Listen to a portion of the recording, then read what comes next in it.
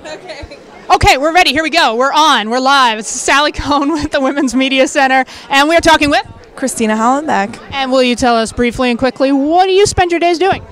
I'm the director of the Generational Alliance, which is an alliance of 16 national youth-based organizations that work with underrepresented communities, so youth of color, low-income youth, LGBTQ youth.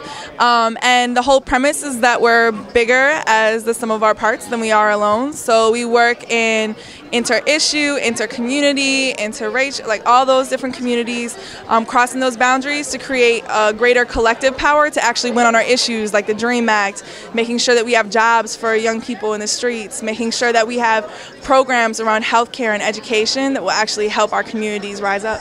Excellent. And are you taller than me? I am. All right. Okay, bit. questions are going to be way harder now. So, Christina, what in your work makes you think that sexism still exists in America? Well, I think a couple of areas are the ones that stick out for me. One is within even women's leadership.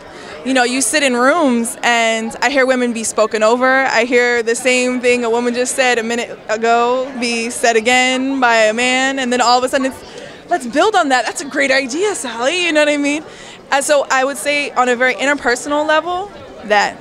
But also speaking from where we work with our constituents and we work with our constituencies, when I look at the disparities in how young women are able to access healthcare in this country, when I look at the issues that they have to deal with day in, day out in terms of their own like self-esteem and how much they believe they are valued and worth in this country, that's where I see, if you will, kind of, it's like the lighthouse, you know, it's like it's like, yep, I recognize that. That's a symptom of when you're, you know, apologizing for yourself or when you're slouching. Simple things like that. Those are all symptoms of things that you're feeling day in and day out. So those are the two major areas that I would say. And do you think, I mean, it's interesting because the media in some ways seems to be getting more subtly sexist, and yet it seems also that young people today have better gender politics. So is that true, and how do you square that circle? That's a really good question. You know, one of the most interesting interviews I ever saw was with Nicki Minaj lately. And it's like it's one of those very what's it called, like behind the scenes with Nicki Minaj. And she said, you know, real talk, people want to hate on me because I'm sitting there being super aggressive, talking about how I get money, blah, blah, blah, blah. Men do this every single day. And that's normal. But when I do it, all of a sudden I'm a hoe, I'm forward, blah, blah, blah, blah, right? And so I think those type of very blunt conversations do happen more publicly sometimes with our generation than maybe they do with other generations, or maybe I'm just not in those public spheres for other generations. But I also feel like one of the other things that I see, especially my female peers, is that we also speak really openly about, we call things out very clearly, and we also talk openly about like our health, things that are taboo in many ways to publicly talk about. For like my mother's generation, she still blushes when I'm like talking about, oh, and you know, we went to Planned Parenthood and blah, blah, blah. But we talk about it very, very openly together as a way for us to actually break down that stigma, to not talk about, always be silent about the things that we're actually facing and feeling and or like literally feeling in our health, right? So. All right, your third question is the mystery grab box question.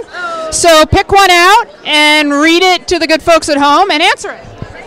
Who is your favorite fictional character? Oh, you already know. Oh, I get to put it back in. Favorite female fictional character. This is the Women's Media Center, Christina. I'm with that. Okay, wait, hold on a second then. Okay, well, I would have to say, so I actually don't know her name, but it's the woman from Dark Crystal, Jim Henson's first. Oh, we're going old school. Okay, all right. We're gonna keep it generational. Wait. You want to hear my Dark Crystal impersonation? Yes, go ahead. That was excellent. I was thinking more of a. I was the good people. We just encapsulated the whole film for you if you haven't seen it, folks. Okay, so you're the woman. She's a female. She's the last female Gelfin on Earth, and she ends up like saving the day by growing these beautiful butterfly wings, and like saving the whole entire universe because she's bringing light back into the universe. And I think that is just, I want to be her when I grow up. Even though I'm like 6 foot tall, and I think Gelfins are like 2 foot tall, and so growing up is relative. But I want to be her so bad because I think that she was just herself. And she grew these beautiful wings, and then she saved the world.